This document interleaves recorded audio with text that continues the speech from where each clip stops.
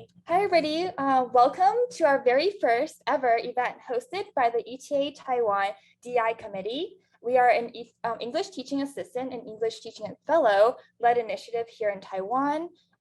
We are super excited to present to you this event being LGBTQ in Taiwan, celebrating the intersections of race and sexuality in a transnational context. We are really excited for this opportunity to share with you all this event in celebration of AAPI Heritage Month, which is currently in May, as well as Pride Month, which is in a few weeks in June, all of this being in the US calendar. And something very, very exciting about today, which Amelia from Prism brought up, is that today on May 24th is actually the anniversary of marriage equality here in Taiwan. So this event actually is happening at the perfect time. So we want to also recognize this historical moment of this anniversary. So I'll be passing the mic to Sam. Hi, everyone. So I'm just going to take a moment to introduce our organization. We are ETA ETF Taiwan DEI. We have started this initiative this year with our aim being to contribute to the long global history of racial reckoning, critique, and healing by just prompting and engaging in the critical conversations that we need about our positionality as English educators and representatives of the US and American culture within a Taiwanese context. It was spearheaded by the Fulbrighters this year, and we hope that moving forward that this organization is a platform for us to co-create the changes that we need to improve the ways that our work impacts the communities we serve. Next slide, Lily. So the committees are split into three different branches: education, empowerment, and engagement, the 3 E's. As you can see, these are the headshots for all of our co-chairs and some members. And if we move on to the next slide, we can also briefly talk about some of our work. So I'm one of the co-chairs for the BIPOC Empowerment organization. These are our lovely members. For us, we focus more on empowering the Fulbrighters, our BIPOC Fulbrighters, and their experiences, their backgrounds, and how that intersects with their current work now. And some of the other stuff that we've done include organizing a BIPOC resource collection list, Spotify playlists, etc. Next slide, and I'll give it away to one of the education co-chairs. Hi, my name is Jocelyn. I am one of the education co-chairs. My other co-chair is Jamie. So our community members are Anita, Alex, Kelvin, and Madeline. So mostly what we do is we kind of talk about how can we talk about more DEI related topics in the classroom within our community. So a couple of things that we've done, and we've just recently launched a PowerPoint collection of like just various people who have done. You can feel free to submit any like DEI related stuff they've done in the classroom. We also post weekly lesson plans on our DEI Instagram. So we'll put that in the chat later today. And if you ever want to look and see kind of what we've been doing within the classroom as well.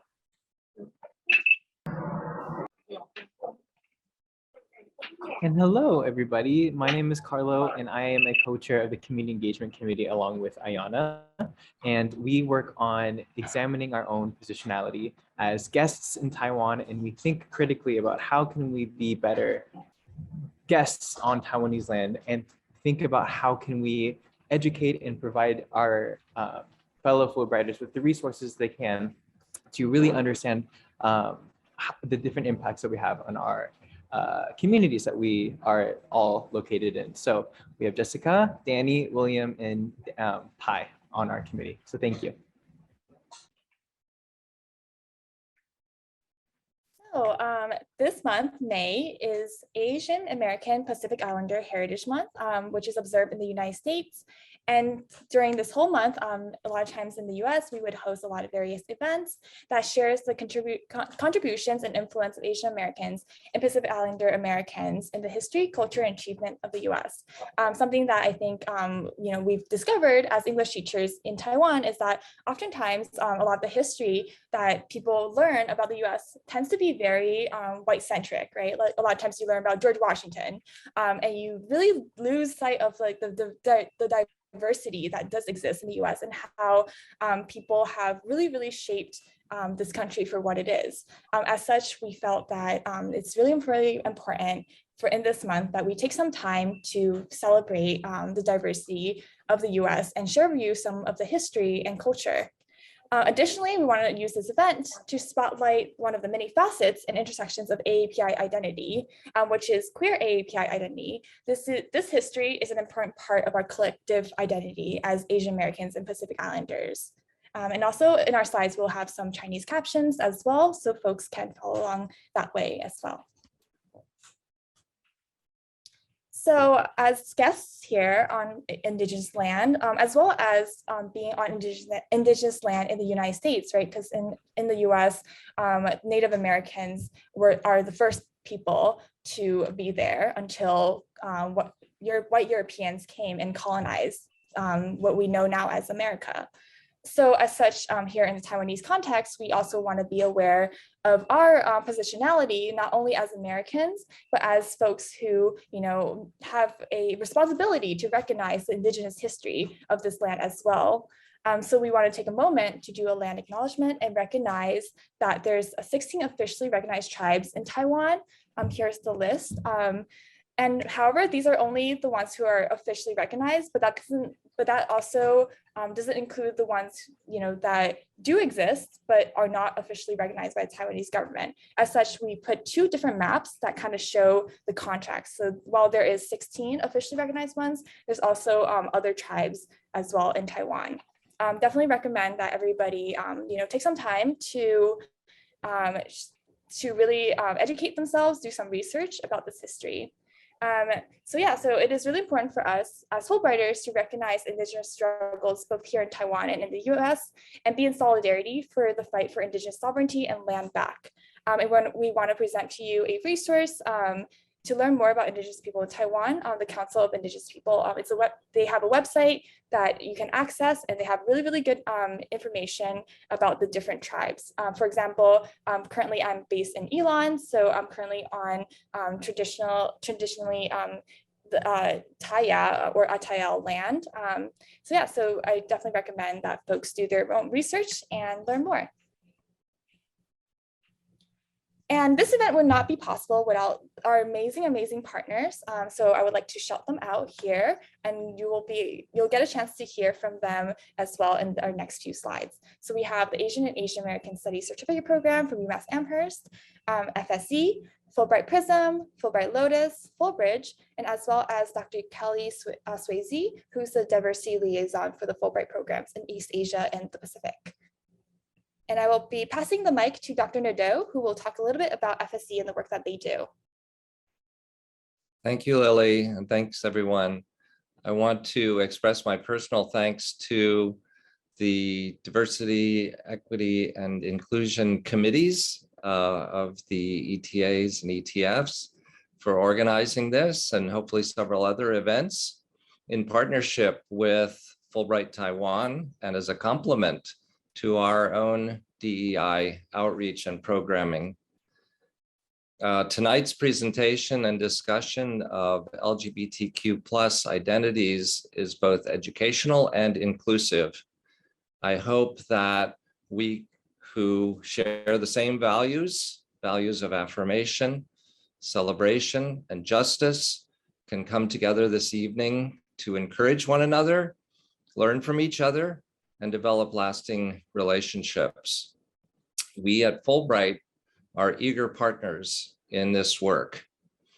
So thank you again for your energy and initiative. I think it's wonderful that you have auto-generated, self-generated as a group, creating your own programming that you share with everyone and that we can support and join together with you at Fulbright. Having visited Washington and meeting other executive directors, other Fulbright administrators, I really think there's common cause to be more inclusive, to be more diverse, to attract more diverse applicants and grantees to all of our programs, not only from the US, but from our partners around the world going to the US. So I think the Fulbright program as a whole is moving in a very positive opening direction. So thank you again to all of you for putting this together. And I look forward to Professor Liu's talk and the discussion to follow. Thank you. Thank you, Dr. Nadeau, and I'm going to pass the mic to Fulbright Prism. Hello, everyone. My name is Allison, and I am a representative from Fulbright Prism.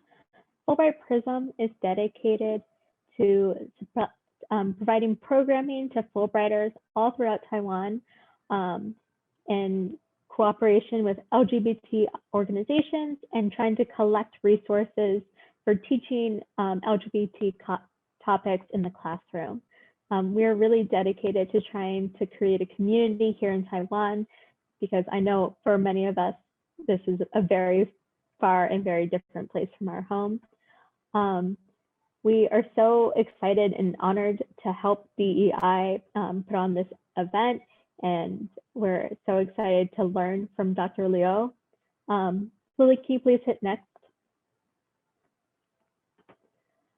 If you want to find out more about us, feel free to message to find us on Instagram, and you can direct message us, and we can also add you to the line group.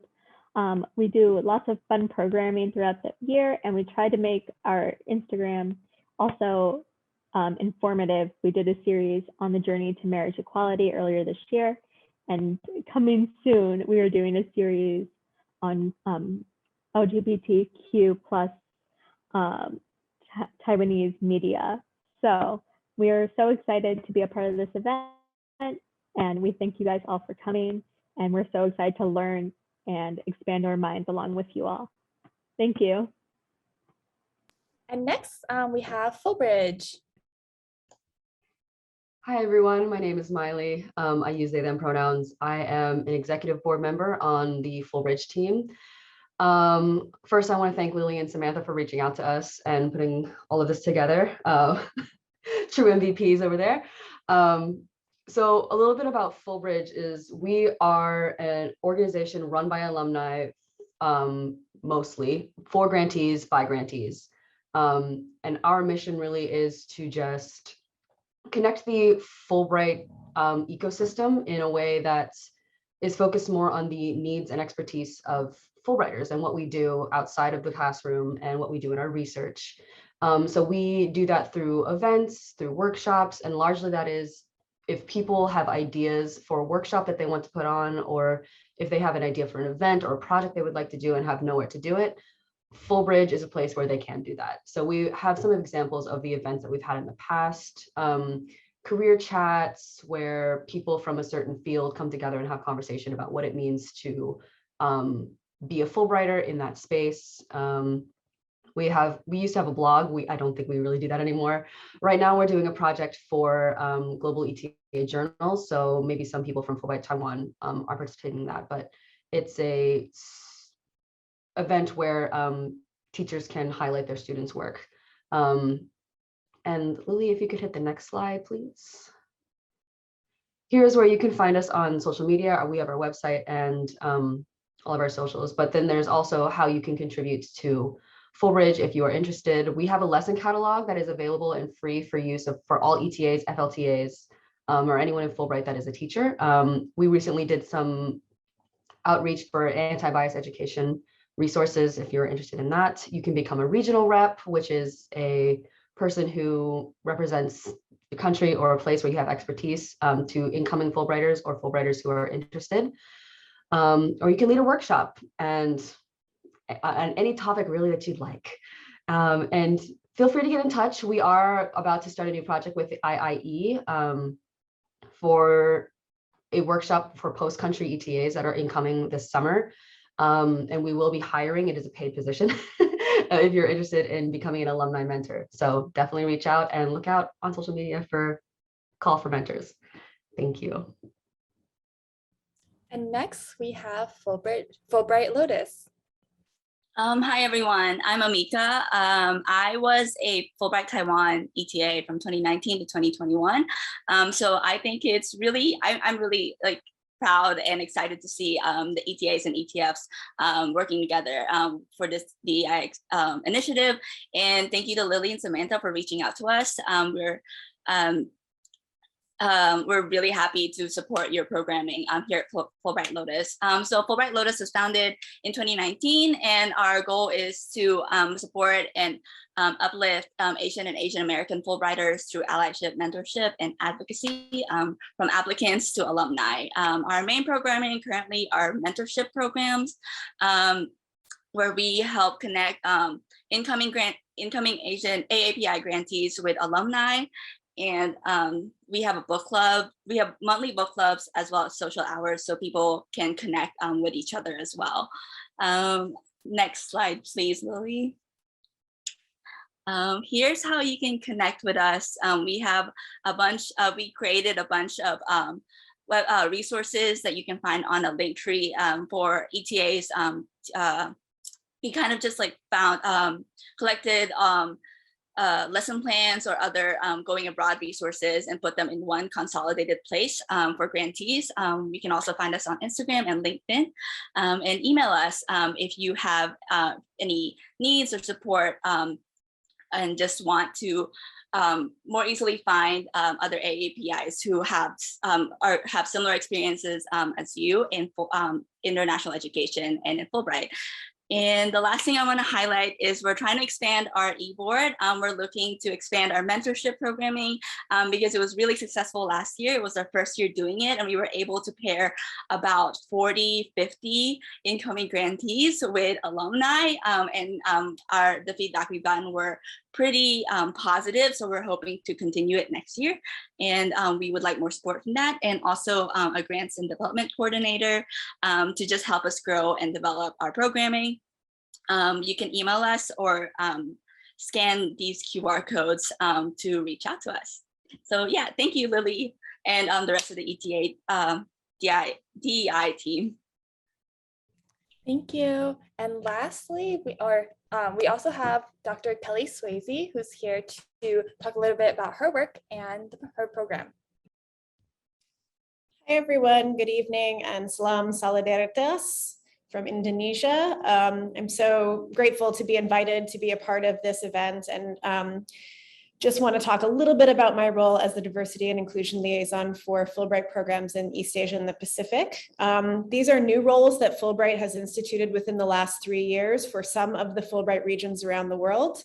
And basically, in our positions, we are here to advise and support commissions and posts in our regions, as well as support participants on issues related to diversity, equity, inclusion, access, and justice. And we also liaise with the ECA office, the Fulbright office in DC, to help them understand what's going on in the region, both with participants and with our posts and commissions. One of the wonderful parts of my job in this role is that I get to work with all of these wonderful Fulbrighters, like the ETA, ETF, DEI committee that has organized this event tonight. And I just want to say thank you to all of them for creating the space to have this important conversation. There's a lot of work that goes into hosting these online events in the background, and I really appreciate the effort that they're making to allow us to critically engage with some of these topics. I also want to say thanks to the affinity groups, Fulbright Prism, Fulbright Lotus, that are here. It's been such a pleasure to work with those groups in my time as the Fulbright Diversity and Inclusion Liaison. And finally, just to say that it's very exciting to have a kind of event like this because there is such a robust and dynamic conversation happening about people from different communities with different sexual orientations, gender identities, and expressions around the Asia Pacific region. And I'm really thrilled to see Fulbright sort of stepping up and being a part of these conversations that are happening around the region, and very much looking forward to tonight's discussion. Thank you. And last but not least, one of our sponsors is the Asian and Asian American Studies Certificate Program at UMass Amherst. So I'm gonna take off my DI hat and put on my UMass Amherst hat, because this program is part of my alma mater. I graduated from UMass Amherst, and I'm currently on the board of the Asian and Asian American Studies Certificate Program. So this is a program where the main goal is to connect Asia with Asia America through various histories, experiences, and talking about contemporary issues through a multidisciplinary lens. This is a program where I personally have graduated from and learned a lot about, and I'm very, very excited that they are continuing to support the work that I personally am doing here in Taiwan and also supporting this event. You can also follow their work on Instagram at UMass Asian Am Studies, and it also reinforces the importance of how we need to continuously fight for ethnic studies in the United States and how learning our histories is something that is super vital for all of us, especially folks who hold marginalized identities. And this is one way for us to better stand in solidarity for all historically marginalized groups in the US and abroad. So yeah, so that's the program. And I'll be passing it off to our 3 moderators. Okay, hello everyone. My name is Ayana. I use they, them pronouns.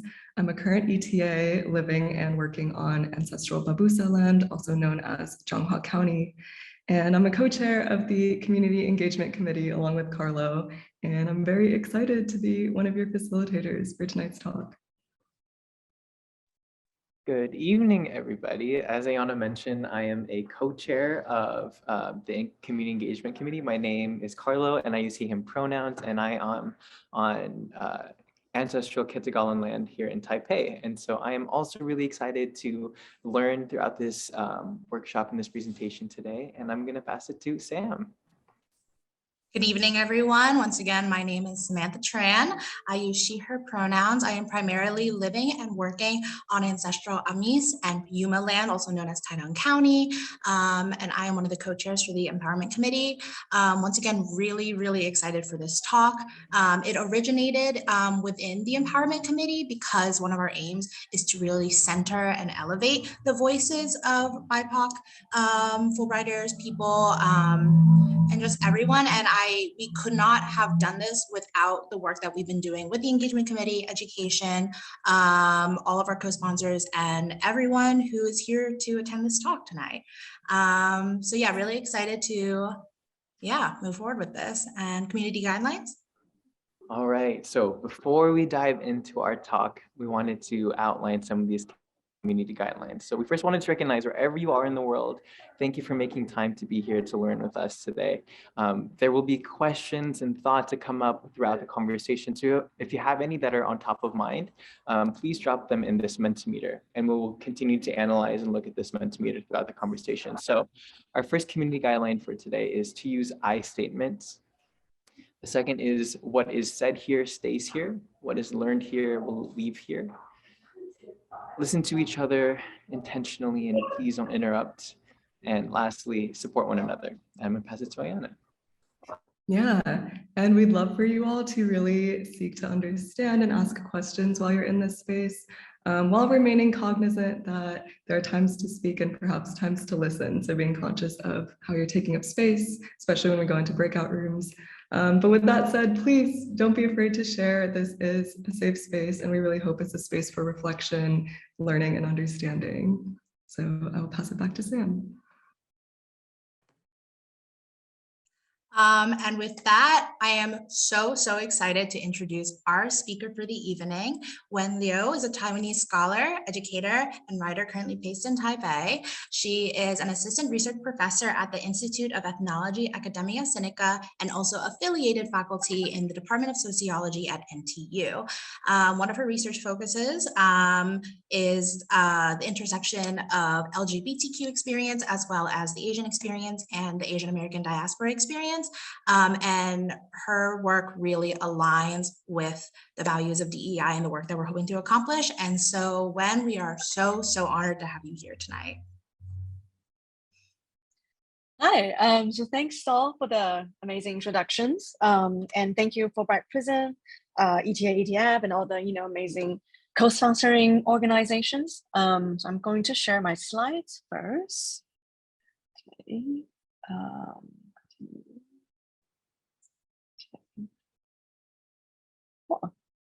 So my job today is to provide sort of a grounded understanding of the intersections of being LGBTQ and Taiwanese histories. And I'll also center down the politics of sexuality and race in a transnational context. And there's a lot of stuff, so I hope that we can get through it and also say more time for questions as well. So what is queer Taiwan? I think for most non-Taiwanese people who do recognize Taiwan, when they think of a queer Taiwan, I think there's generally maybe 3 different ways, right? So first, right, this idea of first in Asia, right? As the facilitators have talked about, today is actually the 3rd year anniversary of the legislation of same-sex marriage in Taiwan. So May 24th, 3 years ago. So this is the kind of parade with very kind of traditional outfits that folks do in Taipei. And Taiwan is also known as the largest and oldest LGBTQ plus parade in Asia. So the first one, I believe, is started in 2003. So the first parade, as in sort of with a more clear sort of political standing of LGBTQ identity. And also, people might notice that, especially recently, there is a very queer administration in Taiwan. There is this out non-binary transgender digital minister, Audrey Tan, and congressperson and heavy metal band singer Freddie Lim, right, who was also shout out by, I believe, John Oliver just a while ago. Who's very, pro queer rights in Taiwan, and also the president, right, who's a single female cat-loving, president who's sort of defying the traditional way we maybe think about, womanhood in her age. So all these elements, I think, internationally, it's a way that folks get to know, what queer Taiwan represents. But obviously, there's a lot missing in the pictures, and which is, will be the emphasis of my talk today. So first, LGBTQ movement in Taiwan is definitely not a recent phenomenon, but it has been this long-term grassroots movement and struggle since at least the 1980s. And second, there is a complex entanglement between sexual politics, race, ethnicity in the development of queer theory. So as I talk about the intersections, not only the way that we think about indigenous versus Han, but also in the queer theoretical production itself. I'll talk about it later, that it was originally started by mostly the white Shangyuan elite. So the sort of immigrants from China come to Taiwan and educated in the US. So kind of create some kind of ethnic tension also in how queer Taiwan is viewed today. And queer Taiwan is not always right on this sort of progressive advancement. There's actually large waves of conservative anti-queer backlash mobilized by transnational right-wing since the 2010s. And the picture on the right is one of the largest Christian right mobilization that demanded to the government to end the same-sex marriage legislation. So a lot of the discourse they actually learned from the Christian right in the US circulated to Hong Kong, Asia, and then to Taiwan.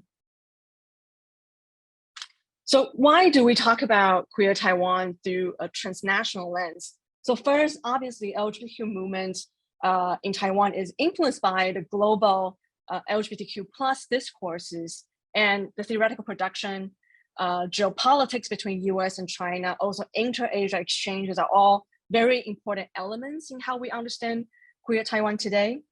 And at the same time, we need to think about the deeply connected, the local democratization movement in Taiwan. So it's not, for Taiwanese, it's not really just independently a sexuality issue or a gender issue, but it's really connected to the national formation process.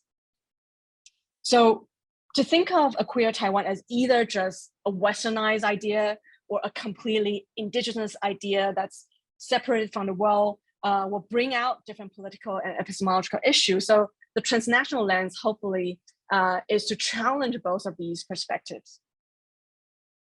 So I'll go through some histories from the 80s so for folks to really understanding how the movements of LGBTQ politics have advanced since the 1980s. So if we want to characterize the 1980s, in fact, globally, right, there is this concern of HIV/AIDS, the global circulation of that. And in Taiwan, interestingly, obviously queer peoples and queer organizations have existed before, but it was really AIDS that brought out the sort of mainstream media attentions of the idea of homosexuality in Taiwan. You can see from this newspaper clipping from that time that there's this concern about AIDS spreading in Taipei. There's concern about homosexuals and their sort of sexual behavior. So it's a very sort of alarmist way of framing the issue.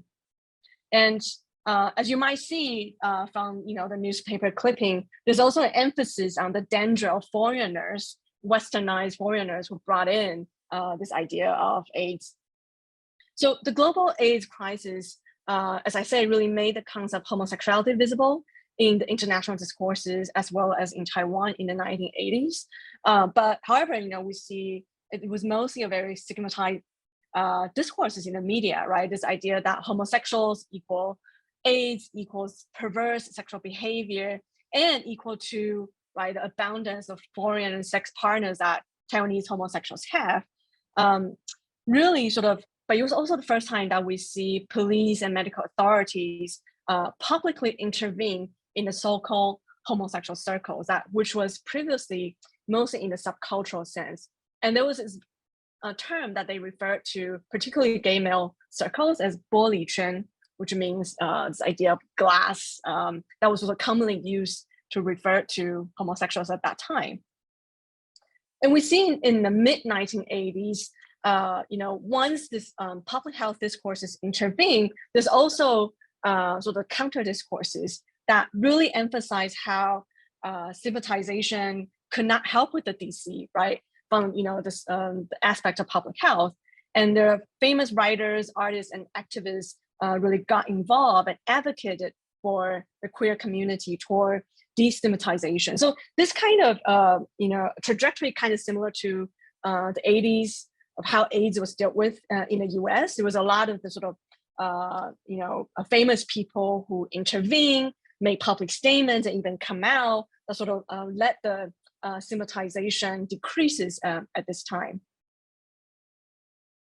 And in the 80s, more specific to Taiwan, for folks who know a bit about Taiwanese history, you must also know there was this mass 党外 movement. So 党外 just means outside of the KMT, the Chinese Nationalist Party. There were mass protests demanding for democracy, demanding for free assembly, demanding for free press, right? That challenging the ruling regime at that time. So the kind of mass mobilization, it was not only within the student circle, the elite circle. There were activists, lawyers, different kinds of workers, young farmers, all involved, nationally. And it was also in this time, the 80s, we see the rise of localized Taiwanese national identity to challenge the sort of singular narrative of being Han Chinese, right? That was sort of instituted by the KMT regime. And folks were demanding for freedom of expression, people were writing poetry, all kinds of sort of newer, you can say like media production were starting at this time. And in 1987, there was finally the lift of the martial law that was ongoing since the 1940 KMTs took over of the island. So by the end of 80, we see more press and assembly freedom. So at the same time, we can also see how you sort of coincide with the underground LGBTQ organization began to form, because people can pass on leaflets, they can write opinion pages. So a little bit, in my opinion, kind of similar to the 1950s in the US, right? There was McCarthy era, right? But there was a lot of underground mobilization happening. And in the 1960s, we had this sort of mass movement of gay liberation. So in Taiwan, it was sort of the 80s and 90s were experiencing that kind of, you can say, mass mobilization of all kinds of social movements. So there was that famous piece of Crystal Poise by Bai Xianyong, was sort of recognized internationally during that time. I believe it's written in the late 80s, and multiple versions were translated in the 90s that got French and English translations, sort of made this idea of queer Taiwan sort of starting to be known internationally. And Crystal Boys particularly sort of describe the lives of queer men around the 228 or 228和平纪念公园 Memorial Park in Taipei. So for folks who are interested, there's also the English translation of the novel that describing the kind of authoritarianism and queer lives. And one of the most known gay male activists, Ji Jiawei, who is also the forerunner of the marriage equality movement in Taiwan, he didn't start it in 2000. He actually started this campaign in the 80s. So he was the first one attempted to apply for marriage with his male partner, but was rejected, and started his whole journey of the marriage equality campaign, also happening in the 1980s. And coming to the 1990s, because in the 1980s, there was a lot of sort of media attention on AIDS and homosexuality.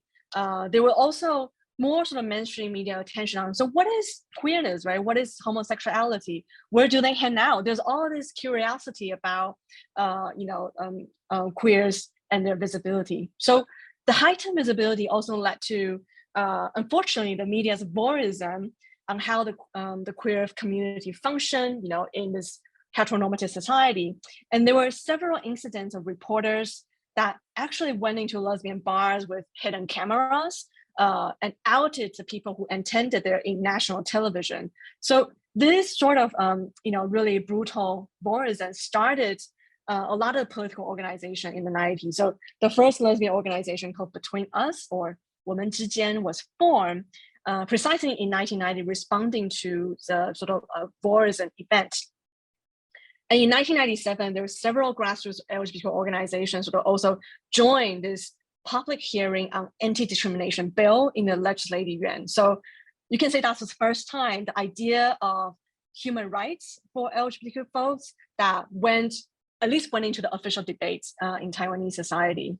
So in terms of the visibility issue, Zero Chow's, who has, done a lot of the queer movies in Taiwan. She also shot this documentary called Corner that sort of memorized and documented this lesbian bar and also I believe a queer bar in Taipei in 2002. And many of you in Taiwan probably know one of the largest and oldest queer organization called Tongzi Hotline, also was founded in the 1990s, in 1998. And in 1999, the Jingjing bookstore was also opened, and they had a lot of provocative publications, including porns and more erotica kind of related material. So kind of got them in trouble by the police also during this time. And the Jingjing bookstore is right behind Taidian Dalo station for those in Taipei. So in the 1990s, we're coming from 1980s sort of campaigns against stigmatization related to AIDS to a sort of general way of thinking about anti-stigmatization that's related to LGBTQ rights, and also the slogan of anti-hidden cams or anti-fantopai, anti-hidden cameras was used a lot in the protests in the 1990s, because I say the sort of voyeurism of media during that time. And in the 1990s, a lot of them sort of, you can say, freedom of expression started, and we also have maybe the golden era of queer cultural texts. A lot of the literary production was sort of made during this time, particularly one of the famous novel called Crocodile Diary by Qiu Miaojing was published in this time, and I believe was translated in the past few years in French and English, and really got a lot of sort of international recognition. And they kind of created this idea of 同志 genre. So the idea of homosexuality, more related to AIDS stigmatization. So a lot of people started using 同志 as a way to refer to themselves. And that really started by the literary production in the 1990s. And 同志 was an idea, it was not sort of indigenous to Taiwan, but really a Sinophone phenomenon, that was circulating from Hong Kong, when they started the 同志 what is it called, film festival in the 1990s. And when it came to Taiwan, it became a sort of politicized identity that people would take on to describe themselves. And during the same time in the 1990s, we can also see the idea of queer theory, which was, a very, hot topic in the States at that time, was along with post-colonial theory, Marxism, postmodernism, all this sort of, discursive terms of cultural theories was also translated by as I say, the Western educated intellectual. At the time, it was largely the Western elites who brought this translated text back to Taiwan. And that kind of idea created tension because they really saw queer as a way to resist, ironically, to resist the local Taiwanese national identity development. As we know, queer as an idea, at least in the West, right, is a very anti-national. So they kind of use that idea to say that, well, the current formation of Taiwanese national identity is maybe not what we are going for. So that is very different from, I would say, the current generations of queer scholars who are trying to link Taiwanese national identity and the idea of Tongzhi today. So it gets kind of complicated in the issue of ethnicity, but it really started in the 1990s. And I don't know if folks know about this Coca-Cola brand. It's called QOO. So when we say queer theory was brought to Taiwan, but in the 1990s, it was largely about the elite sort of academic circle, right? So if you ask any regular Taiwanese civilian what is queer, I mean, they'll have no idea. And in the 2000, I mean, they'll probably tell you it's a brand of, this Coca-Cola juice, right? So queer, or translated into queer in Taiwan, it literally meant cool kids, right? So it's kind of a sort of hip discourses. But theoretically, as I say, it's largely an elite discourses that not really translate into the everyday Tongzhi life in Taiwan. Not in the same way that queer has this, you can say, reclaim kind of possibility in the US, right? Because it was used as in derogatory way. But in Taiwan, people are like, what is that really? Like, it sounds kind of unfamiliar, right? So Zhu Weichen, who is a literature scholar in NTU, he described the 1990s as Taiwan undergoing the transformation of a cultural configuration. So only in the cultural sense that we're undergoing all of these really radical translations of cultural theories, of postmodernism, of sexual critiques, but really the kind of queer communities have no sort of solidified or clear political objectives even formed or achieved in the 1990s, mostly in the cultural realm. And influenced by the Western feminist and queer thoughts, during that time, because of, you can say from the 1980s, the feminist movement was also really starting and kicking off and demanding the society to change. They also brought in the idea that, we need to be theoretically, politically engaged with the sexual critique. So I would say really it started from the academia to think about the queer possibility, but in the sort of mainstream cultural realm, there is a sort of giant detachment between mainstream society and what scholars were thinking. And moving on to 2000, we see more of a politicization discourses that coming into the mainstream. As you can see from the picture, it was the year of 2000, the first DPP sort of Ben Shenren elected president, Chen Shui-bian, right? And he became the first president to host meeting with international gay rights delegations. And in the pictures, it was Nan Hunter and Michael Bronsky from the US, I believe from San Francisco. And why do they do that, right? From a society that had this, stigmatization, think about queers as, related to AIDS, to suddenly to think about a president holding, a rainbow flag. What was happening during this time? So pretty similar to sort of the post-1980s gay rights movement in the States. In the 2000s, we see queer people in Taiwan actively seeking state recognition and inclusion. So partly due to the grassroots effort, but also particularly for political leaders, including, as I say, the President Chen and also KMT's Ma Ying-jeou, who's the mayor of Taipei at the time. They express, some sort of semi-support for gay rights because they believe that it was a way to internationalize Taiwan in 2000, that they need to kind of advocate for this idea of human rights, and particularly from the DPP who, when they established a party to counter sort of KMT hegemony, they really need to express themselves as more progressive, right? That's different from the authoritarian period. So when Chen became the president, he really used queer rights as human rights as a way to leverage his differences from the sort of older KMT Chinese regime. But to talk about whether queer people have actual political power, right, as thinking about a queer voter bloc, really, I mean, a lot of debate at that time, but it was too small of a population to be considered, right? It was more about the politicians themselves. If they want to represent themselves as seen as more progressive, they will maybe use a rainbow flag to express that, but they really weren't thinking about LGBTQ community as a constituency, you can say, as now. And another sort of really major event that changed the trajectory of queer rights in Taiwan was the death of Ye Yongzhi, who was a third grade student in Pingdong, which is the southern end of Taiwan. And Ye Yongzhi was, you can say he had non-binary gender expression. And because of that, he was bullied by classmates because of his non-conforming gender. And he was sadly found unconscious during class in the school's bathroom in 2000.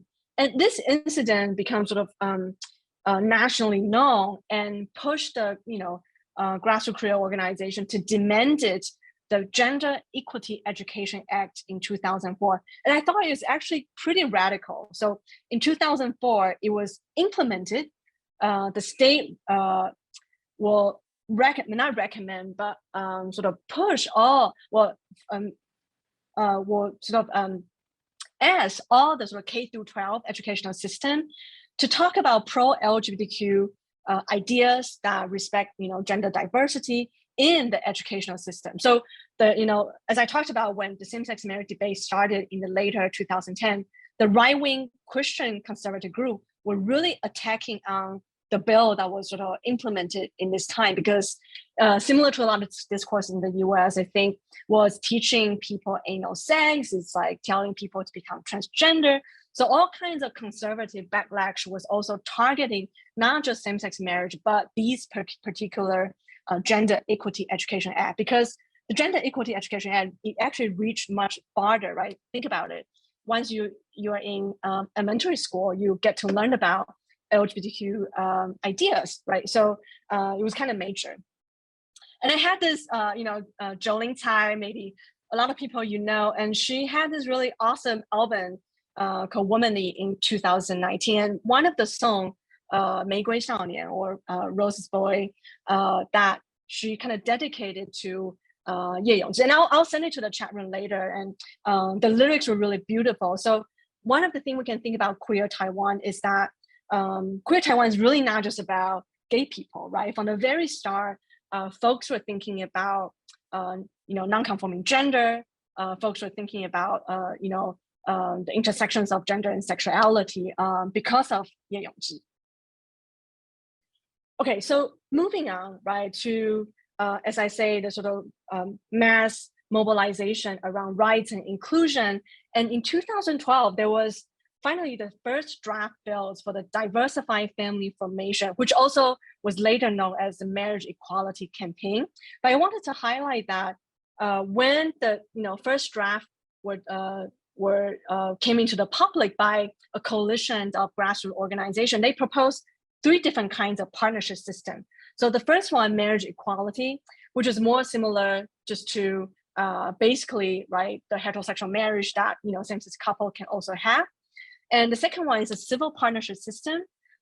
It was, in terms of its rights and obligation, it's different from the whole package of marriage equality, but more recognize this partner-to-partner ideas. And the third one, I think, is a really radical idea. It's a multiple person family system.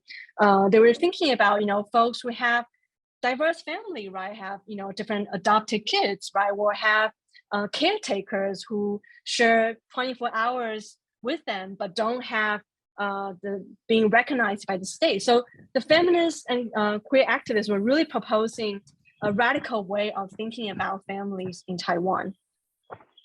And the marriage equality, as I say, were the only one that went into the legislative yuan for review in 2014.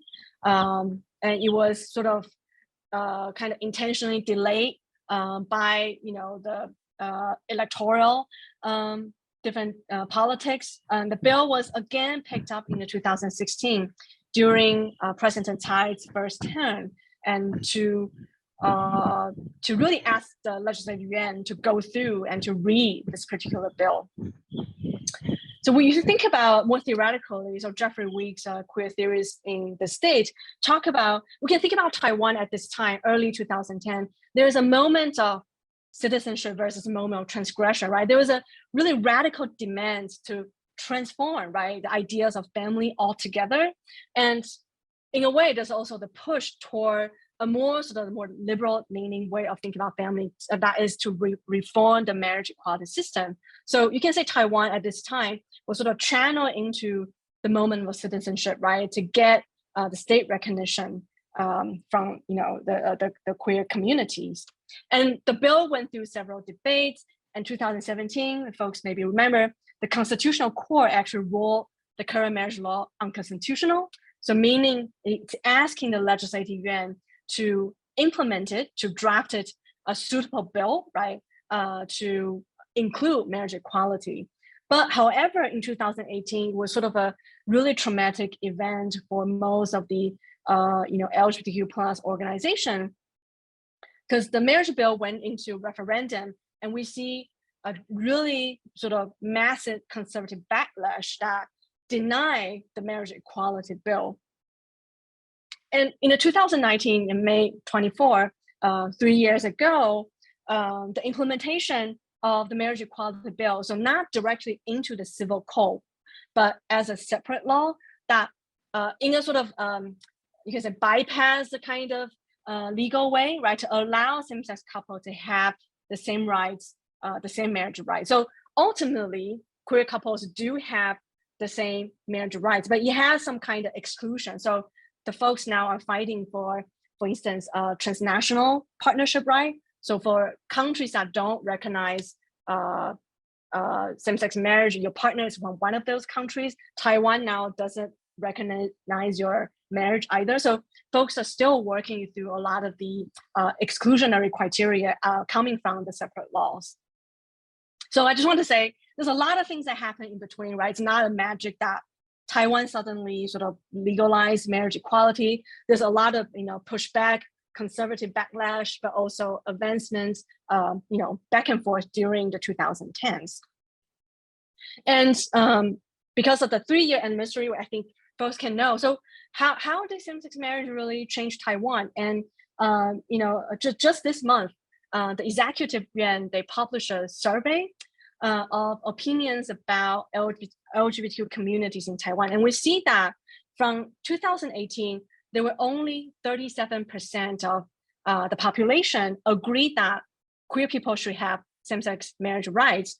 But in 2022, that's this year, it has a really sort of massive increase, right? An increase of 23% of the population agreed that yes, that same-sex couples should have the same rights. So this is, I think, pretty radical because you look at the US-based data, the US sort of legalized federal level same-sex marriage in 2015. And at that time, it was about 60% of approval. And 10 years after, you get 70% of general approval rate. So a 10% increase, compared to this 23% increase, that really show like how much like Taiwan has been transformed, right, in the past 5 years or so. And coming from 2000, besides the legal battle of same-sex marriage, there's also, I say, the rise of Taiwanese national consciousness. And the picture people recognize, it was the Sunflower Movement in 2014 when students and activists, they occupied the legislative yuan that demanded the state to reject a trade deal that was significantly that sort of increased the China and Taiwan economic ties, and people worry about Taiwanese sovereignty, right, will be erased because of the bill, so that they occupy, the legislative yuan. And so we see this time, very interestingly, there's a condition of queer rights were possible, not just because in terms of sexual issues that people start to be accepting, but because of another way of the broader democratization movement, kind of similar to what I talk about earlier in the 80s, because the mass movement and the rise of local national consciousness sort of allow folks to also think about what kind of nation we want to be. Do we want to be a nation that, allow diverse expressions, that allowed, different forms of gender and sexuality, or do we want to be a nation that apply to, right, this sort of idea of Han Chinese and Chang Chineseness? So there's a lot of debates culturally during that time as well that allow, I think, the legalization and the advancement of queer rights to happen. And politically, you also see the majority of KMT politicians really work explicitly with the anti-queer conservative in the local and presidential campaign, very visibly in the 2018 referendum and local election, that they were significantly saying that they rejected that. They say, oh, we are not against queer people. We are not prejudicial toward queer people. We just don't want them to have the rights. That's two different things. So you see those discourses, and even the then President Ma, who holded the rainbow flag in 2000, right, as the mayor of Taipei, and will come out and say, well, I don't think I'm not discriminating against queer people, but to make them have same-sex marriage rights, that's two different things. So you see those discourses that are happening. And in turn, I think this kind of politicization really, in a way, politicized the initial, more political neutral LGBTQ movement. So what I meant was that the LGBTQ movement was really a bipartisan movement, that people weren't thinking it was a pan green or pan blue. But because of the events happening post 2014, people started to recognize that the KMT regime, despite a very one or two political leaders, most of them were really rejecting queer rights. So it turned toward a more internal politicization within the queer circles. And we also see the existing networks of 2014 Sunflower Movement turn into marriage equality mobilization. There's an example like 婚姻平权小蜜蜂, which means the little bees, the kind of networks that were used to sort of pass out information during the mass mobilization of Sunflower Movement, were transformed into a network that people were talking, oh, how should we educate our elderly about issues of LGBTQ rights? How should we do this information campaign online? All those stuff. So as I say, the 2018 referendum and the mayor candidate, particularly Han Guoyu, right, who were rise partly because of the Chinese cyber operatives that really allow him to become very famous, very popular all of a sudden, and who was elected as the mayor of Kaohsiung, and very quickly was running for presidential campaign. And a lot of young folks were particularly really worried about his sort of anti-queer, anti-feminist, and really pro-China stance. We're going to transform Taiwan into a direction that they didn't want, right? So we really see how, because of all these events, a lot of queer activists really face the challenge that Taiwanese sovereignty and queer rights are intricately connected. They're not separate issues. And in another way, we can also see the way that Taiwan can be seen internationally precisely is also because of its queerness. So I just want to emphasize that the idea of Taiwanese sovereignty, Taiwanese national identity, and queer rights were, in fact, I think, quite inseparable in today's Taiwan.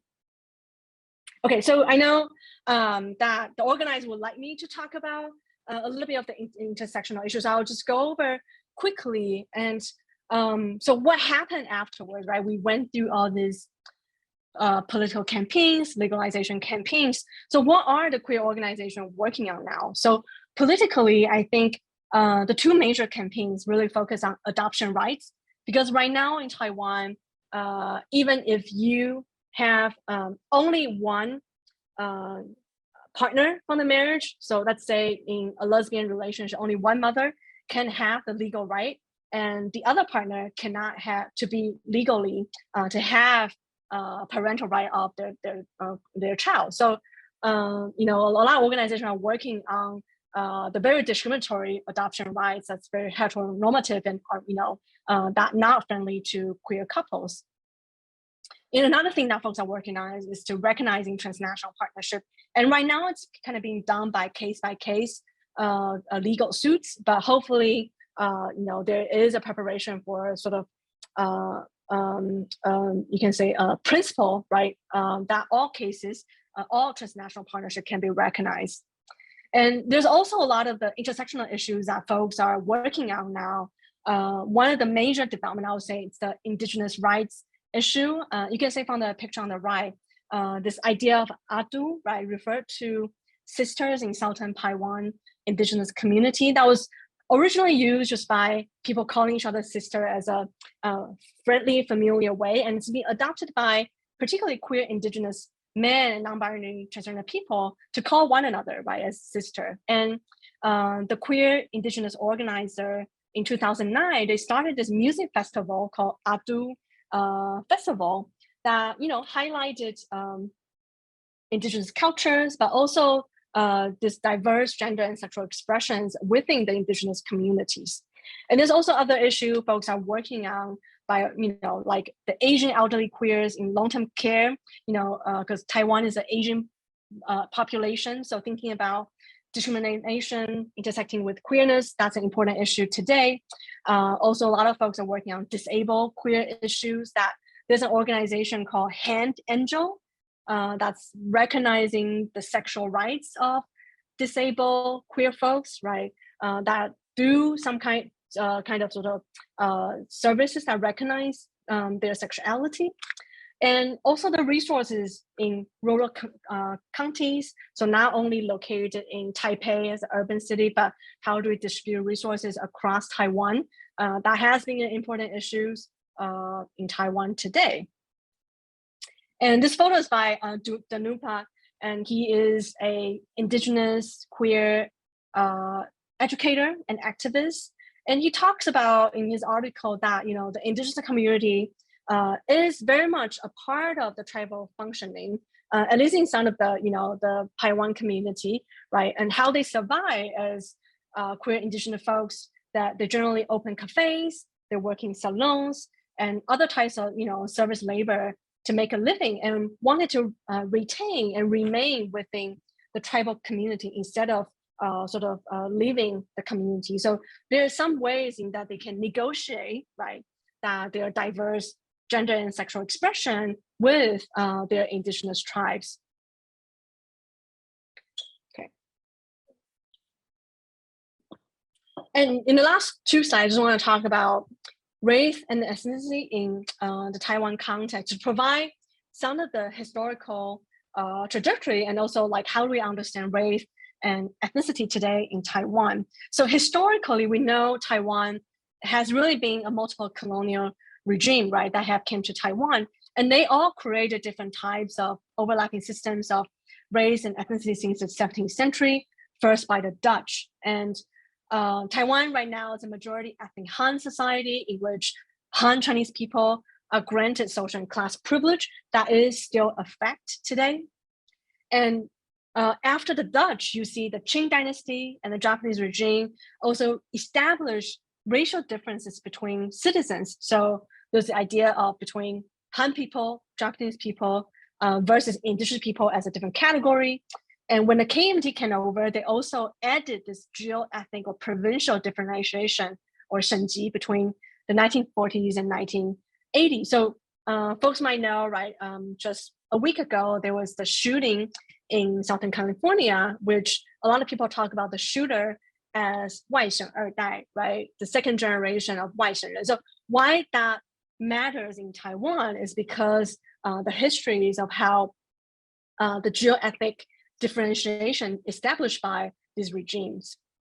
And in a contemporary Taiwan, since the 1990s, the DPP has pushed for this idea of four major ethnicity paradigm, including 外省人, which is ethnic Chinese people from the so-called Chinese mainland, and 本省人 people of Hokkien, Hakka ethnicity, and also the indigenous people, which constitutes about 2.4% in Taiwan today. So that's how officially folks have been talking about ethnicity, but it is actually quite outdated because, for instance, the 外省人 identification today is really quite diminishing because a lot of the, you can say, third generation 外省人, people from 外省人 family would think of themselves in a part of the multi-ethnic community, will simply call themselves Taiwanese. And you can also see people who identify as white and really decreased from the original 12% to only 6% in Taiwan. And Taiwan also has many new immigrants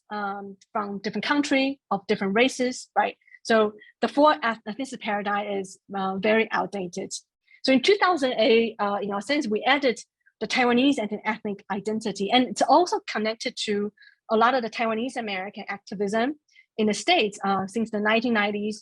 Taiwanese American have been pushing for that, not checking the Chinese box, but checking the other Asian and writing Taiwanese. So that's an ongoing sort of transnational movement that's also connected to Taiwan locally, that Taiwanese-ness now can be thought of as an ethnic identity. So how is it related to the queer Asian American experiences? So I can only talk briefly, but really welcome different questions in the Q&A. And in my own experiences, also growing up partly in the States, I think the queer Asian American, at least in the cultural production wise, is very much influenced by the diaspora queer Asian media production and the Sinophone production, because one of the few first sort of queer Asian representation were coming from the diaspora, like An Lee's famous The Wedding Banquet. I don't know if folks seen it. It's a movie from the 1993, talk about this gay Chinese person, right, who has to get heterosexual marriage to get green card, but he actually has a male partner. And also another really important diasporic film called Happy Together by the Hong Kong director Wong Kar-wai, also talk about this diasporic queer Asian experiences. And so in a way, I think Asianness is understood in the Taiwan context or in the Asia context and in the US context is quite different. So in the US, we tend to think about Asianness, right, as opposed to whiteness, right, as a racial reference. But in Asia, we tend to talk about it in terms of the Sinophone, ethno-linguistic and geopolitical references that's not completely adhere to racial categories. So in my own experience, at least in academia, I found that queer Asia, right, there's a much richer and diverse gender and sexual expression because it doesn't have this baggage that it has to directly confront white supremacy and homonormativity in a Western context, but it does have to confront the colonial legacy, as I talked about, and the sort of present Han Chinese heteronormativity in a sort of ethno-linguistic context. And hence, you might hear the critical paradigm called Sinophone, right? It's a way to decenter China as all the sort of mainland of Chinese expression and Chinese language. So there's a different kinds of struggle, but interlinked struggles between queer Asia and queer Asia America. And also, in my own experience, I think the queer Asian American politic, a lot of it focus on, right, racial identity formation, intersectional racial identity formation, and in psychological literature, it talks a lot about generational issues, by cultural issue, living under a white-dominated society. And what's really interesting that the concerns of intersectionality from the US is not fruitful, right? Because it's really being translated and being brought into the Taiwanese context by queer and feminist theories, right? So as I say, the queer Taiwan today, right? There's a lot of concerns about intersectionality within Taiwan, right? Talking about racial differences, talking about Han indigenous and decoloniality, talking about disability. So all those, I believe, it's because of the interchange between the US and also in Asia. Okay, so I think that's my talk today, and I'm really, excited to share and to talk and to answer questions from you all. Thank you. Thank you, Professor Liu. I really appreciate you diving into that comprehensive analysis of intersections of LGBTQ experiences across the world. And I love how you highlighted how inseparable conversations on queerness and geopolitical issues are. So I appreciate that. As a reminder, y'all, if you have any questions or concerns, or I think anything that you want to bring up, please drop them into the Mentimeter, and we're going to continue answering questions throughout the chat. But we have some pre-planned questions that we wanted to ask you before we dive into the Mentimeter. So my first question is, as someone who has navigated living both in the United States and in Taiwan, how do you think Taiwanese people in Taiwan come to understand queerness compared to Asian Americans, specifically in the United States? So should I answer now directly? Yeah. How to understand, how is it different? As I say, if you talk about the idea of queerness, most Taiwanese will not understand what that means. But if you do talk about issues of 同志, right, 同志 identity, there's a more sort of intimate connection because of the 1990s, a lot of the literature and cultural production that highlighted the 同志 struggle. So how is it different from the kind of queer paradigm in the United States? And in my understanding, queerness, right, it's a rejection of the sort of singular narrative of the homosexual identity construction, right? And in a Western context, homosexuality is very much linked to the medical and psychiatric paradigm, right? When it was first emerged, it was understood as a sexual perversion, right? So that idea and sort of the, you can say, the counter push and the queer activism had to deal with a lot of that, the deep pathologization. But in the Taiwanese context, there's not that much of the medical paradigm, medical regime, maybe only in a brief moment of the AIDS crisis, but we don't have that sense that homosexuals were originally pathological, right? Or there's something perverse about them. It was mostly about the idea that, queer people cannot reproduce, they cannot pass on the family lines. So I think the concern was more around the issues of family. So you also see different patterns of how queer people deal with coming out because of that. So I think that's one of the major differences. Thank you.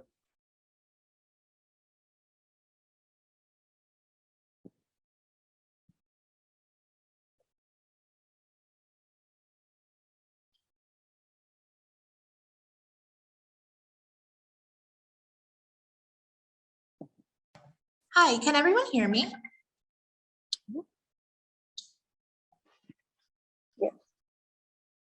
Yes, we can, Sam. Okay, sorry, the service is very bad on my end, so no one's moving, but that's okay. As long as you guys can hear me, that's the most important part.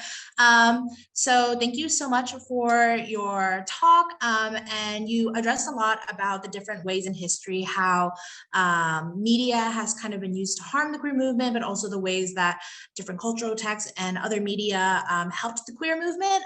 And you also touched upon some of the different medias of between the US and Taiwan, like differences and similarities in queer media.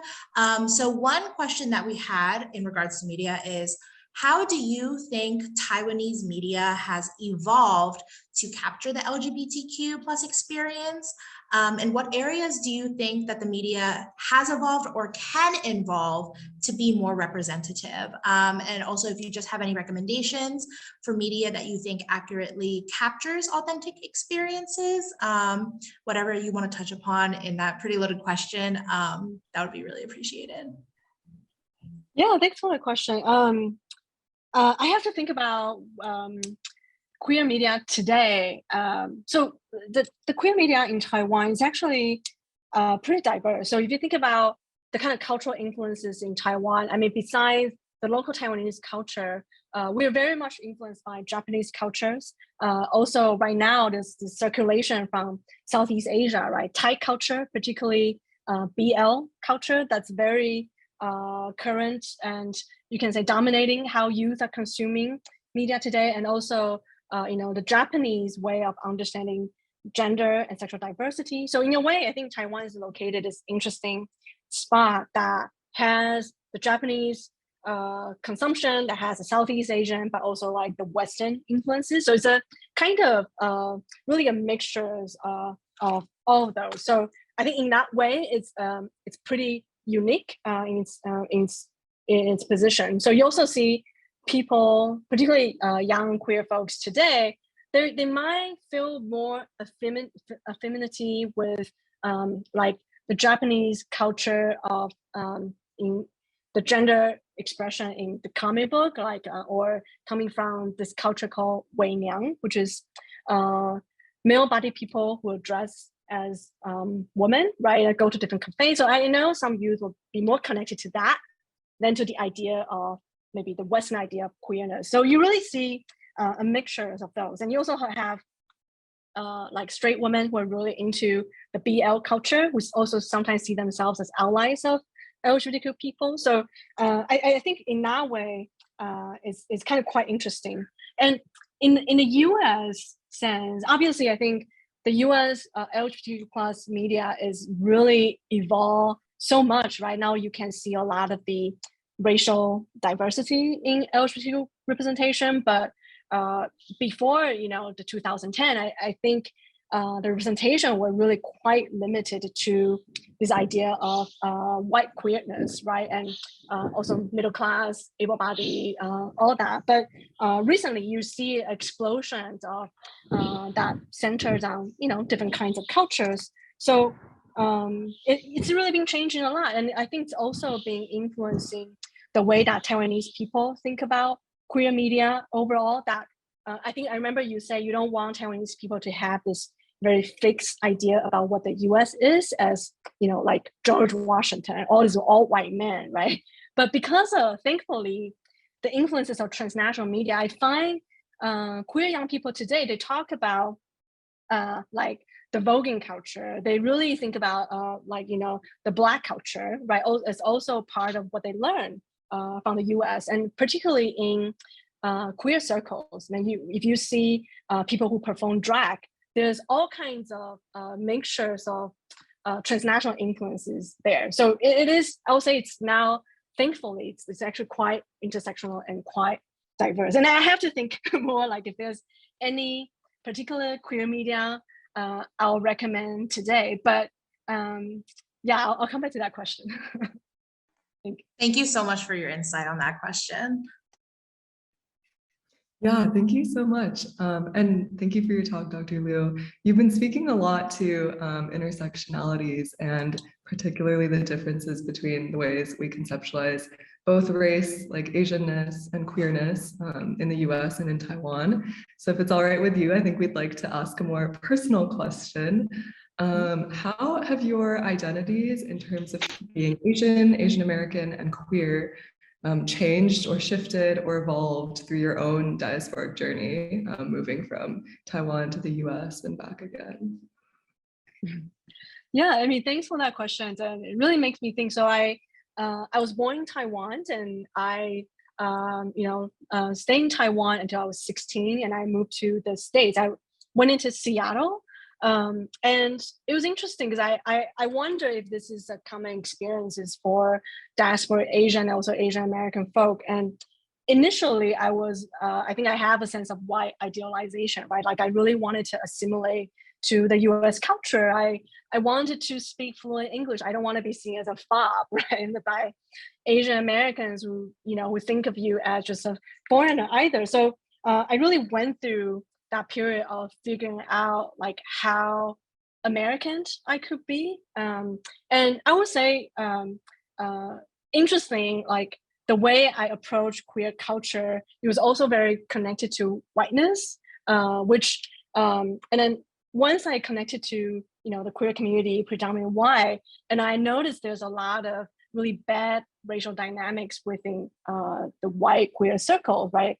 There is the way that people tend to fetishize Asian body people, right? In a certain way, think about your skin as smooth, right? I mean, in a very kind of oversharing way, like I also encounter a lot of that. So kind of made me think about going back to really to center on the politics of race. And that's kind of what I did in my research, in my own activism, and really to think about, to seek for a way that we can talk about, queerness and also Asian Americanness together. And I also just want to see there's a, I think overall kind of traditional immigrant narrative that would say, well, this person was repressed in this non-Western country, right? And then when they moved to the US, they found this queer heaven or queer paradise. And I say, in my experience, it was completely the opposite, because when I was in Taiwan, in when I was between 13 and 16, there was a really vibrant online queer community that was starting because of the internet, right? We have a lot of chat rooms. As I say, we have a lot of the sort of literature production. So I was actually having no doubts about my queer identity. But going to the US, I had to rethink about my identity because it's extra layers of nationality, but also whiteness, right? That you have to sort of encounter a lot more issues, right? To find your own community. So, and so in that period, I was really relying on my sort of transnational online community back in Taiwan to create, a sense of sort of healthy identity belonging. So I in that way, I always sort of kept the engagement in the Taiwanese queer activism because I believe, in a way, it's really much more vibrant. I mean, in my idea, and in the States, I think as people of color, like we have to face a lot of extra barriers to find your circles, and they're usually not ideal, right? There's all kinds of different challenges. So I think it's amazing that folks like you create this ecosystem that people can talk about intersectionality all together, and that there are much more resources now, right? And also much more cultural text now to think about queerness is not just about white people. So I do think, yeah, I mean, it's changing a lot for me as well. Yeah, thank you so much for just some of that insight into your personal life. Yeah, it's really interesting to hear about. Sort of pivoting now, we also wanted to ask you, like, with regards to now the queer movement in Taiwan specifically, are there any like areas or ways that you think there's room for improvement or advancement, and or like where do you think the movement is going? What do you think are next steps? Like what directions are happening? Yeah, I mean, so as I say, I think legally there's we still have a lot of barriers on the transnational partnership and also adoption rights. And in terms of transgender issue, I also do think that's the area that folks are really emphasizing on. And right now, there's one case of a trans person who get their ID change, right, without having to do any surgical changes. So that's kind of really radical, but it's only sort of a case-by-case scenario. So we're hoping that that can be pushed toward a more sort of nationwide recognition. But I think in the US as well, right? Once you reach an issue related to transgender and the idea of binary gender, it really pissed a lot of people off, right? So you see a lot of the conservative backlash, and including TERF, right, trans exclusionary radical feminists in Taiwan, who are very uncomfortable with the idea that trans identified people can change their ID, right, without doing any sort of surgical removal or something, right? So that kind of conversation are just starting, I think, in the queer community now. And in my own classroom, that's also the part where people have really intense debates, because there is a sense of fear, right? And that,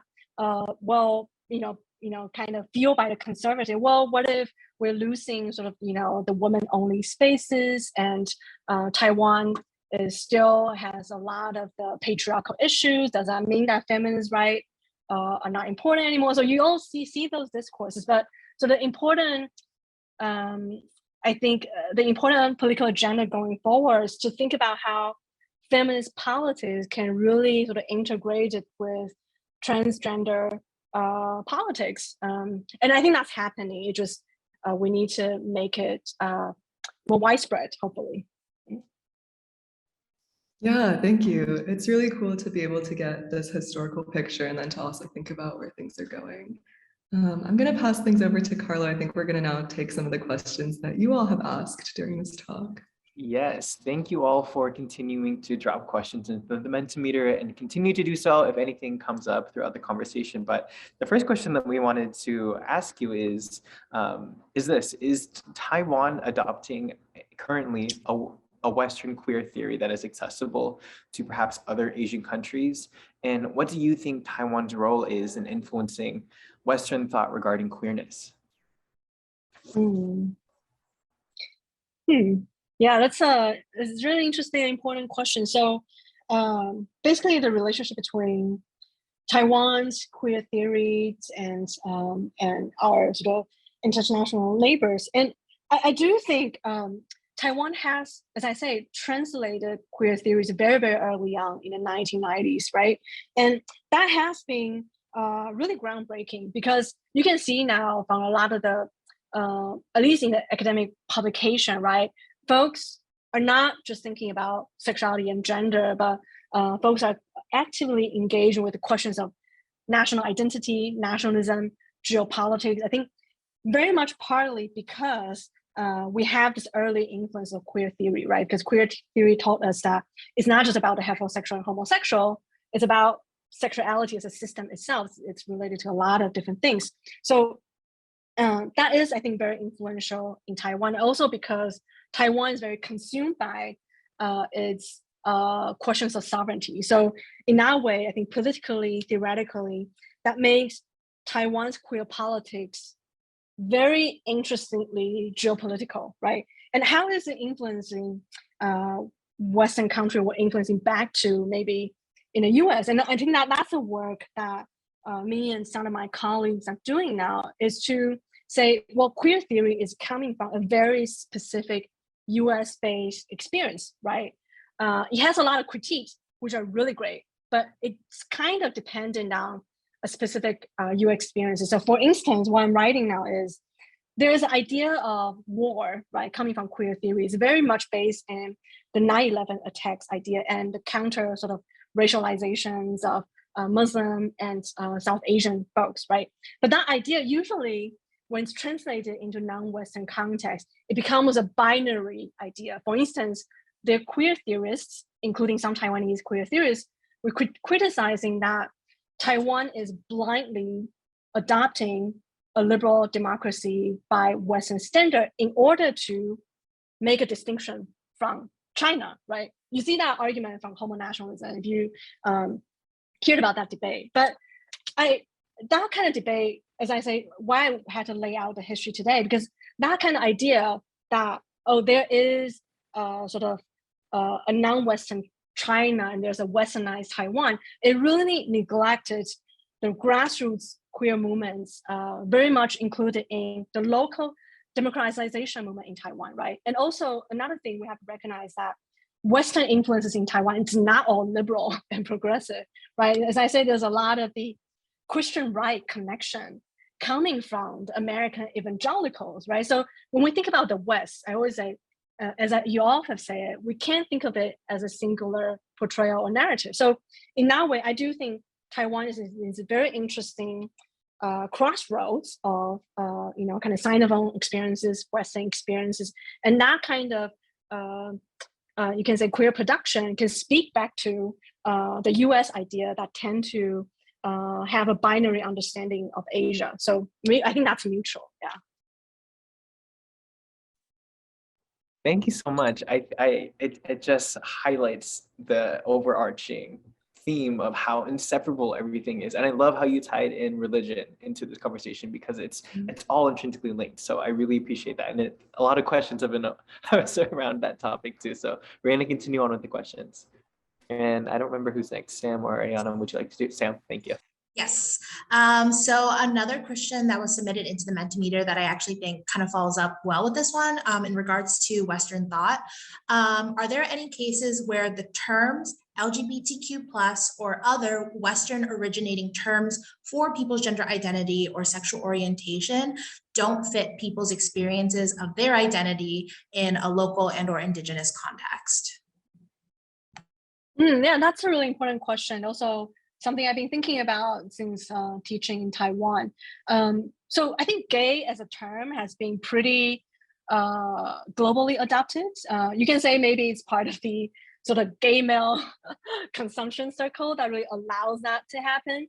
But I'll say like the idea of lesbian, that has a more sort of debate of the term because for instance, in Taiwan, right, you have T, right, kind of originally from the idea of tomboy, and P, which is traditionally the more feminine role within a lesbian relationship. And we always talk about like, is T, right, is more masculine identified person in a lesbian relationship, are they lesbian or are they trans in some way or non-binary, right? So you kind of see that debate more and more now. Is T trans or is it T lesbian? That idea cannot be fully translated into the US understanding of lesbianism, which I think right now is very much focused on woman loving woman, that kind of idea. There's obviously also transgender as a category itself, right? As I talk about in Taiwan, the idea of gender and sexuality, I think it's not as separated as in the States, right? In the States, when we teach gender and sexuality theory, we kind of talked about, yeah, gender is about your social gender, and transgender, it's dealing with, right, your kind of biological sex category. That's kind of the traditional way we understand it. But as we know, like Butler talks about how both things are totally related and sex is already gender, right? And that, so thinking about the idea in Taiwan, it's very much in our way that sex, gender is already sex and sex already gender. So when you think about the category, as I say, like Adu, for instance, in the indigenous community, it's not completely aligned with a transgender identity idea, because a lot of people would sometimes also use gay, right, to signify their male-to-male desire, but they will also refer to themselves as sisters. So do you say that is gender incongruence? I don't think so, right? It's just culturally, those terms can be used interchangeably. So in Taiwanese context, you can hear a lot of that. But recently, it's really interesting because I think the kind of transnational exchanges, folks are using like non-binary as a term, right? There's a community of non-binary folks are organizing that specifically use non-binary as a term, which and kind of thinking about how to translate that politics in the context of Taiwan. So I think that's interesting. So it's not only the negative, right? Some of the kind of US-based movement can also have positive influences in the queer circles here. Okay, thank you so much for answering that question and providing some of the distinctions that you observe between Western thought and the local context. I really appreciate it. I'm gonna pass it over to Ayana now. Yeah, so I think this completely ties into what you were just speaking to in terms of like varying gender identities, particularly non-binary identities, which envy in the crowd here. Hello, it's me. But I wanted to ask this question that somebody posed, which is that a lot of us as English teachers are asked to teach with textbooks that focus on using she and he specifically, and they is only used for multiple people. And I think this is very much a question in the US too, like at what age do you sort of begin introducing like different gender identities to children? But do you have any advice for teachers navigating like teaching additional pronouns and like how and when and whether to include like they or to address that diversity, especially in elementary schools? I think people are really curious about that. Wow, yeah, that's such an important question. And I will say I'm definitely not an expert in that area, but I do think in my own classroom, I also wanted to ask the idea like how people want to, their preferred pronouns, even though I think in a more kind of trainee setting, it sounds kind of, it's not the standard practice, right? First of all, because Taiwanese people in general do not like to refer to each other. We kind of don't, sometimes we don't even introduce each other's name, right? It's not, it's in a cultural context, it's, I think we rarely don't do that as much. But how to create a space that people can think, oh, this is a possibility. Yeah, I mean, I don't have to sort of follow the name that was given to me or the kind of pronouns was assigned to me. That's also what I'm trying to do as well. And I realize that, yeah, there's more and more young people in the classroom that they would say, yeah, I identify as non-binary. I use 人字旁的他, say, and there's two ways of writing 他 in Taiwan. And thankfully, in the Sinophone discourses, it's all TA, right? It's all ta. But in a written discourses, there is a distinction.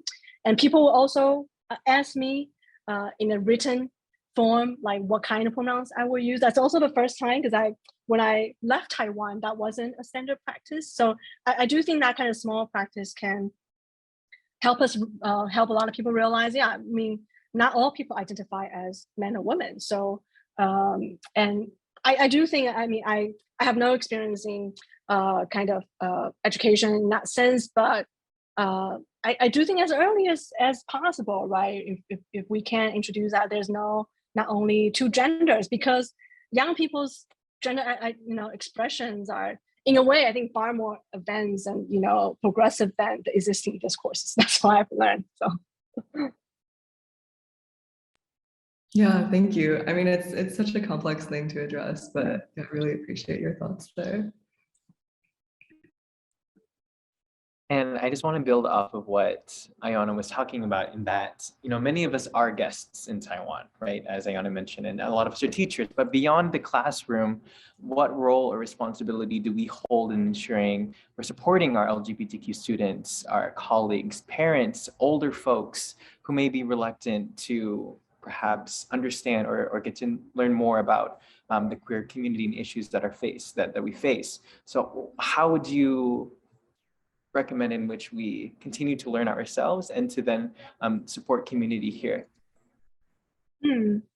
Yeah, I think that's amazing that that you can think about the issues of diversity, particularly I think gender and sexual diversity in your classrooms. And I think for a lot of the Taiwanese students, they will just be so appreciated if even any sense of recognition was mentioned. So even to say, oh yeah, marriage, there's also same-sex couple. So even small things like that, or when you're using media, including sort of media that include diverse gender and sexual expressions, I think for a lot of young people, even though, as I say, 2004, we have that bill that promote gender equity, but locally in a lot of schools, there's a lot of the backlash against that. So the survey found that many teachers actually are afraid of teaching that because they're worried about being targeted by parents if they taught any of the LGBTQ materials. So that is certainly something that's happening, particularly in sort of non-urban areas. So if folks have resources and you hold a classroom, even just to mention and to recognize that, I think that would be just be tremendous for students. That's what I can think about now. Oh yeah, and for the non-binary activism, there's a really interesting, because in the Taiwanese context, people tend to refer you as 先生 or 小姐, right? Mr. or Mrs., right? Like all the time. So I think there's a movement from Hotline. They give people stickers to writing, right? What they're being would like to be referred to, like you can call me just by my name, or you can use the Chinese term 君, which is gender neutral.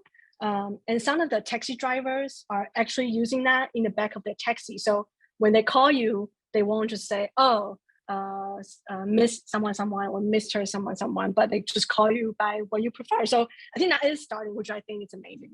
Yeah.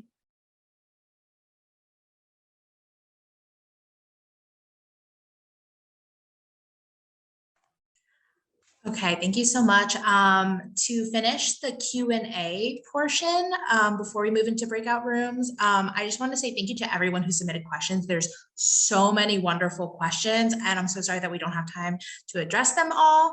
But I think this question is one that it's lovely, and it's also vulnerable, and I think it's a good way to finish this portion. Someone asked, my parents are older Taiwanese immigrants and they don't support the queer community. What can I say and or do to help them start to understand the fight for equality that the LGBTQ plus community faces?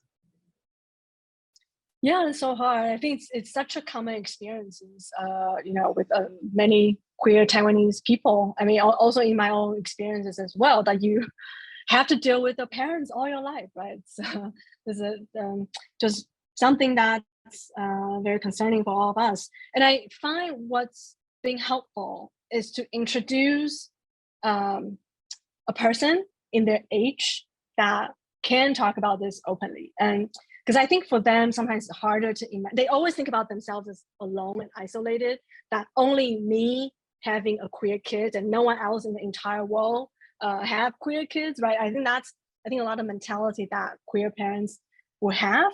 And what has been helpful in my own experience is that once you connect them to a friend of their peers that can talk about this stuff openly, they started to think, oh, okay, it's not so strange, right? There is people in my community that can kind of talk about the issue openly. So in my experience, especially with Taiwanese parents, no matter how much sort of media stuff you give them, how much sort of support group stuff you give them, the best way is to introduce a real person in their age who kind of agree with that. And where can you find that, right?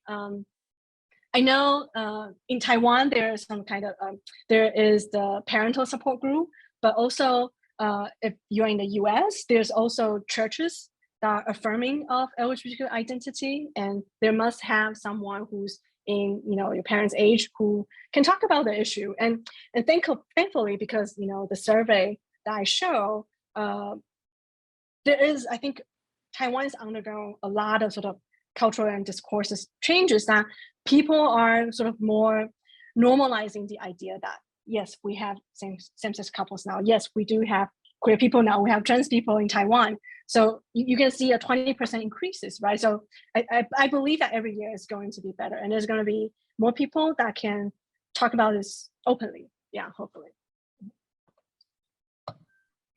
Wow. Okay. Thank you so much, Dr. Liu, for all your answers. I feel like we've only scratched the surface, and I know folks had so many more questions, like we were saying, but we do want to give you all time to sort of reflect, process, and question yourselves and others in breakout rooms. So now we're going to transition. We're going to spend about 10 minutes in these breakout rooms. I think based on our current numbers, there'll be maybe 4 to 5 people per room. So hopefully everyone gets a chance to speak and to share. But each room will have one facilitator, either from Fulbright Prism or from the DEI committees. And those facilitators will be sharing a list of questions with you all. No pressure to answer any or all of them. This space is yours, but we hope it's a really reflective and productive space. So we are going to send you into rooms. Thank you so much. This is a compilation of other resources. And then same thing for the last one, AAPI Heritage Month teaching resources. Same thing, you can find lots of teaching resources for AAPI Heritage Month here. Okay, thank you. I'll pass it to and with with that, I just wanted to take a second to say thank you to everyone who is here for attending. It really means so much to all of us, to DEI, to PRISM, all other co-sponsors, that you would take the time to just sit with us and learn and discuss. And I think that this is really important for all of the communities that we are all in. Follow our work at ETA Taiwan DEI on Instagram to see what we've been up to. And I just want to make a note that if you ever want to get involved, or if there's anything in particular that you want to see, please reach out. I actually only became a co-chair this semester because I was not involved with DEI originally last semester, but realizing that how much this work and this community was energizing me, I decided to hop on, and it is never ever too late. So yeah, that's where you can find us. And Lily? Yeah, so I would like to invite Pi to come hop on and speak about one of the events that he is spearheading for our next event as the ETA DEI committee. So Pi, if you would like to turn on your camera and share a little bit. He is part of the engagement committee, AKA he is one of Ayana and Carlo's little babies. So yeah, if we can give a round of applause and welcome him to our little wrap up. Hello, everyone. My name is Pi, and I am part of the Community Engagement Committee. And I wanted to share an event that we've planned for next month in June. It'll be hopefully be a 2-day sort of symposium where the first day will be a documentary screening that focuses on sort of Indigenous name reclamation movement. And we will invite a director to share his film and also have a Q&A. And the second day of the event will be a panel of Indigenous Taiwanese activists, scholars, and community sort of educators as well. So definitely keep an eye out on when that will be happening, and hopefully we can center the Indigenous peoples of Taiwan as we are guests here. So thank you for your time. Perfect. So essentially, follow us on Instagram. I better see the follows rolling in after tonight, because you do not want to miss our future events, not only for this year, but for future years, right? Week FSE. So thank you all again for sharing this evening with us. And I hope you learned something and that this sparks conversation, not only within your own community, but for y'all to be able to take it outside as well. And I hope that y'all have a really great rest of your night, and stay tuned for more events. Follow us on social media. Bye. Bye, everyone. Bye. Bye. Thank you for attending. Thank you, everybody. Wait, for everyone else, let's take a group picture. Who want to stay on? Wow, that was fantastic. Penny! Whoa. Hello! Oh my gosh, you came! Oh my gosh, thank you for coming. That's so sweet. Yeah, it's really nice to be here. Yeah, I really learned a lot from the speech today. It's really interesting to learn about how queer activism has developed here in Taiwan. Yeah, it's really interesting. Means a lot, thanks. Yeah. Bye. Proud of y'all. Thank you. Wait, let's do a group picture. I've been taking photos. Sorry, I heard there was one and then I left, and my bad. What? Okay, are we ready? Okay, one. Yes. Okay, be cute. Okay, good. Alrighty, well, that was amazing. Everybody deserves a huge round of applause. Yes, very good. It was, guys, that was stellar. Like truly so stellar. I'm such an amazing job. So proud of us all. Also, our mods, y'all's Instagrams are blown up, BTW.